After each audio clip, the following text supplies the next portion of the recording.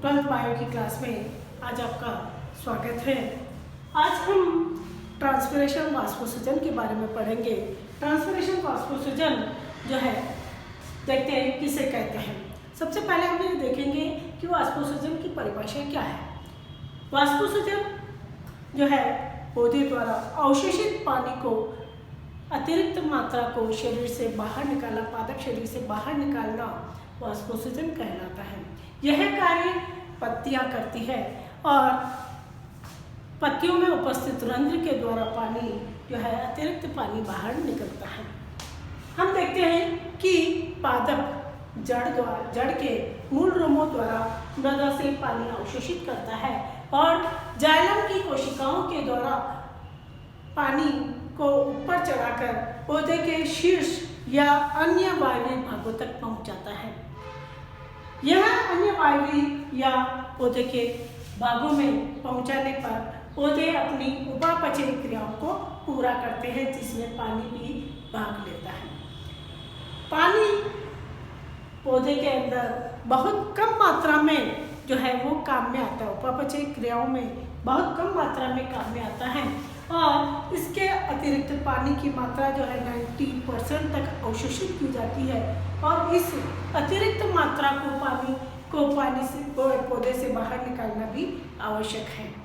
अतः इसको बाहर निकालने के लिए एक क्रिया वाष्पोत्सर्जन की होती है, जो पत्ती में उपस्थित रंध्रों द्वारा होती है।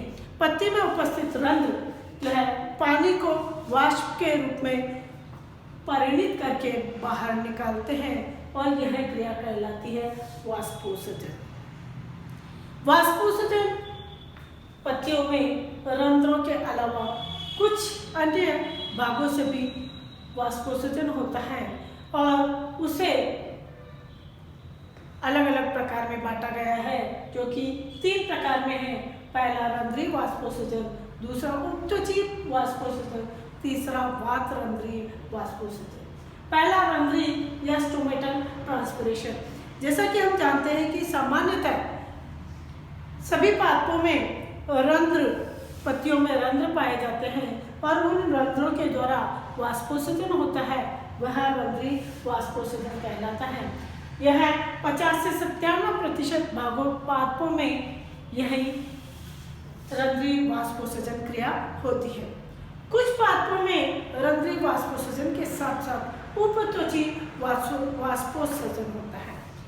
उपत्वचीय यानी क्यूटिकुलर ट्रांसपिरेशन। उपत्वचीय जैसा कि हम जानते नाम से ही पता चल रहा है, उपत्वचीय।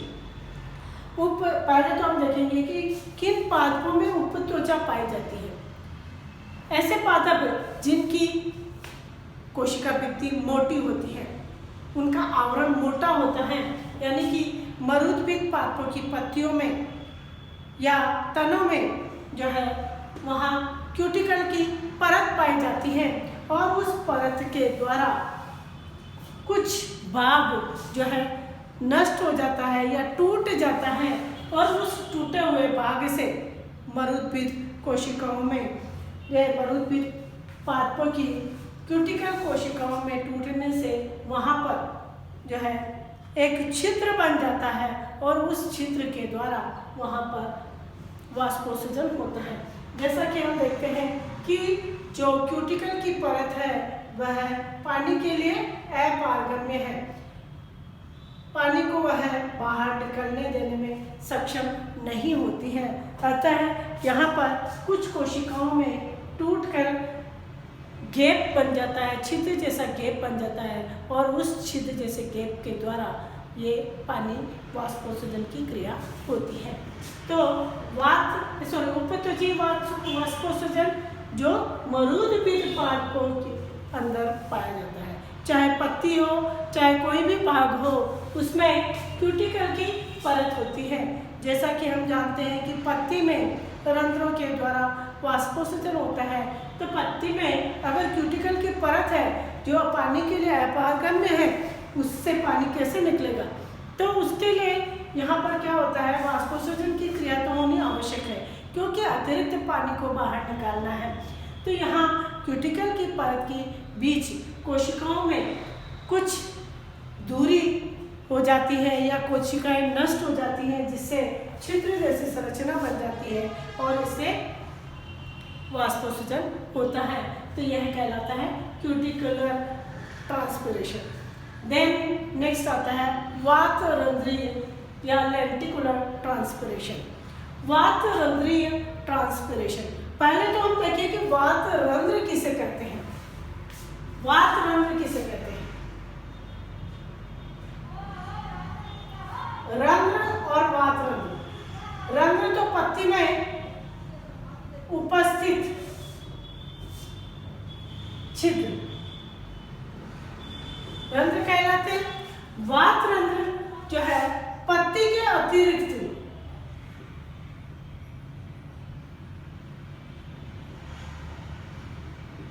पौधे के अन्य भाग में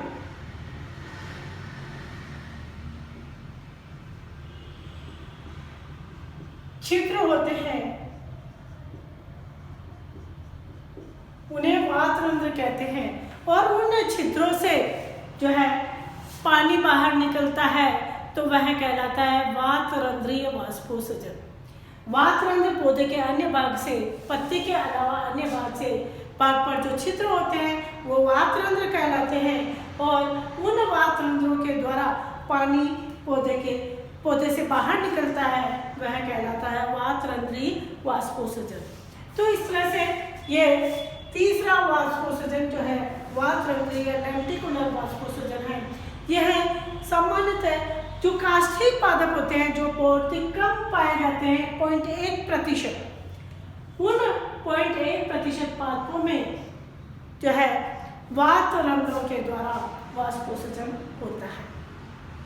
तो ये आया है वाष्पोत्सर्जन के प्रकार, जिसमें रंध्रीय, उपत्वची और वातरंध्रीय वाष्पोत्सर्जन होता है।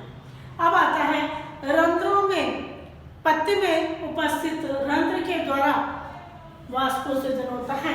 तो पत्ती में उपस्थित रंध्र उसकी ऊपरी सतह पर है या उसकी निचली सतह पर है या उसके दोनों सतह पर है, यानी पत्ती में उपस्थित रंध्रों की संख्या व अधिचर्म, ये यूं ही लिख देना इसको, उपस्थित अधिचर्म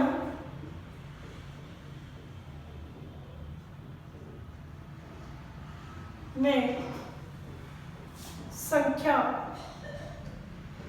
के आधार पर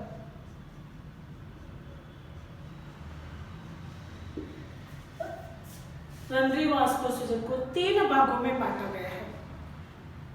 वाष्पोत्सर्जन रंध्र के द्वारा होता है सामान्यतः, और सामान्यतः रंध्र के द्वारा वाष्पोत्सर्जन जो होता है वो अधिचर्म में संख्या के आधार पर, दोनों अधिचर्म हैं, ऊपरी और बाहरी अधिचर्म में उनकी संख्या किस प्रकार से है, वो किस प्रकार से डिस्ट्रीब्यूट है, वितरण है, संख्या व वितरण पूरा क्लियर है। अधिचर्म पर रंध्र का संख्या और वितरण किस प्रकार से है, उनके आधार पर वाष्पोत्सर्जन जो है वो 3 प्रकार का है। अधोरंध्रीय पत्ती वाष्पोत्सर्जन, उभयरंध्रीय पत्ती वाष्पोत्सर्जन और अधिरंध्रीय पत्ती वाष्पोत्सर्जन। तो हम देखेंगे अधोरंध्रीय पत्ती क्या है। वाष्पोत्सर्जन इससे होता है, लेकिन अधोरंध्रीय पत्ती क्या है। हम देखते हैं कि पत्ती की संरचना जो बनी हुई होती है उसमें दोनों तरफ अधिचर्म होती है, ऊपरी अधिचर्म और निचले अधिचर्म, और बाकी बीच का जो भाग है वो मेसोफिल का भाग कहलाता है, जिसे हम भरण ऊतक कहते हैं।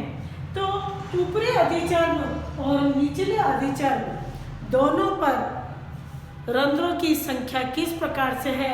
अगर ऊपरी अधिचर्म पर है तो रंध्र किस प्रकार से है, और दोनों पर है तो रंध्रों की संख्या किस प्रकार से है, अगर निचली पर है तो रंध्रों की संख्या किस प्रकार से है। तो हम देखेंगे पहला अधोरंध्रीय पत्ती। अधोरंध्रीय यानी हाइपोस्टोमेटिक ट्रांसपिरेशन। हाइपोस्टोमेटिक यानी अधोरंध्री पत्ती होती है और उसमें जो ट्रांसपिरेशन होता है वह हाइपोस्टोमेटिक ट्रांसपिरेशन कहलाता है। तो पहला अधोरंध्री जिसमें त्वचा के निचली परत पर ये इस तरह से इसकी पत्ती की निचली अधिचर्म पर रंध्रों की संख्या जो है अधिक होती है और ऊपरी अधिचर्म पर न के बराबर या तो होती नहीं है या होती है तो बहुत कम रंध्रों की संख्या होती है, तो वह कहलाता है अधोरंध्री। यानी निचली सतह पर निचली सतह पर जो है निचली बाह्य त्वचा पर रंध्र पाए जाते हैं, अधोरंध्री पत्ती कहलाती है और इन रंध्रों के द्वारा वाष्पोत्सर्जन होता है, तो वह अधोरंध्री पत्ती वाष्पोत्सर्जन या हाइपोस्टोमेटिक ट्रांसपिरेशन कहलाता है। यह सामान्यतया जो है द्विबीजपत्री पादपों के अंदर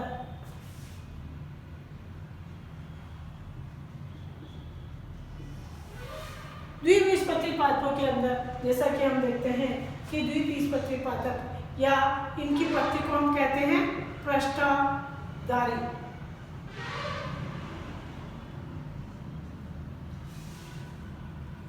द्विबीजपत्री पादपों की पत्तियां जो है पृष्ठधारी पत्ती कहलाती हैं। इनमें जालीदार सिरा विन्यास पाया जाता है। इनमें जो है छिद्र जो है निचली सतह पर रंध्र जो है निचली सतह पर होते हैं। यह अधोरंध्री पत्ती ट्रांसपिरेशन अधोरंध्री पत्ती वाष्पोत्सर्जन कहलाता है। दूसरा आता है उभयरंध्री। उभयरंध्री जैसा कि एक बीजपत्री पादपों की पत्तियां जो समानांतर या समद्विपार्श्विक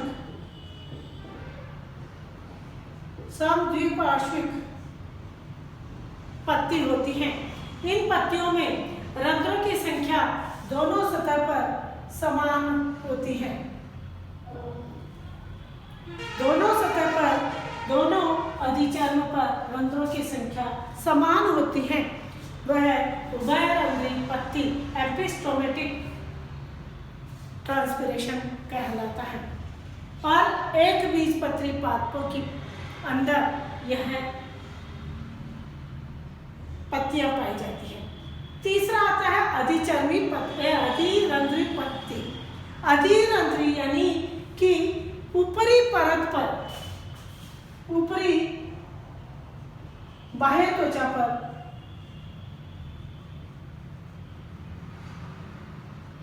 रंध्र पाए जाते हैं।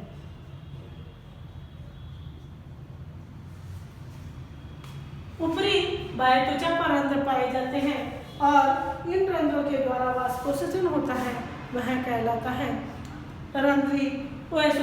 अधिरंध्री या एपिस्टोमेटिक वाष्पोत्सर्जन एपिस्टोमेटिक ट्रांसपिरेशन कहलाता है। यह जलोद्भिद पादपों के अंदर ऐसा होता है क्योंकि ये पादप जल के ऊपर या जल निमग्न होते जल के ऊपर होते हैं और जल के ऊपर होने पर पत्ती की नीचे की सतह पानी के ऊपर होती है। अतः पानी को निकालने के लिए अतिरिक्त पानी, क्योंकि पानी के अंदर है तो इनमें पानी के रहने के लिए बहुत जगह होती है, यानी पत्तियों में पानी बहुत मात्रा में होता है, पादपों में पानी बहुत अधिक मात्रा में होता है, तो उस पानी को निकालना आवश्यक होता है। तो पत्ती के ऊपर की सतह पर ऊपरी अधिचर्म पर यहाँ पर रंध्र होते हैं जो पानी को बाहर वाष्प के रूप में परिणित करता है। तो अधोरंध्री, उभयरंध्री और अधिरंध्री। जैसा कि अधोरंध्री निचली सतह पर रंध्र पाए जाते हैं, पत्ती की निचली सतह पर रंध्र पाए जाते हैं, उनके द्वारा वाष्पोत्सर्जन होता है। उभयरंध्री पत्ती के दोनों सतहों पर रंध्र पाए जाते हैं जिससे वाष्पोत्सर्जन होता है। अधिरंध्री पत्ती की ऊपरी सतह पर रंध्र पाए जाते हैं और वो रंध्रों के द्वारा वाष्पोत्सर्जन होता है, वह अधिरंध्री कहलाता है।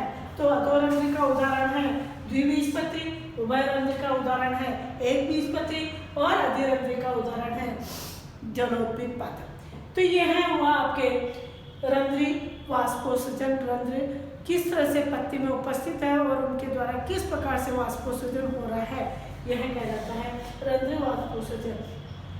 अब नेक्स्ट आता है अपने रंध्र की संरचना। जो रंध्र है वो किस प्रकार के बने हुए हैं, उनमें किस प्रकार से रंध्र के द्वारा पानी बाहर निकलता है, ये सारी आगे नेक्स्ट वीडियो में अपन देखेंगे। धन्यवाद।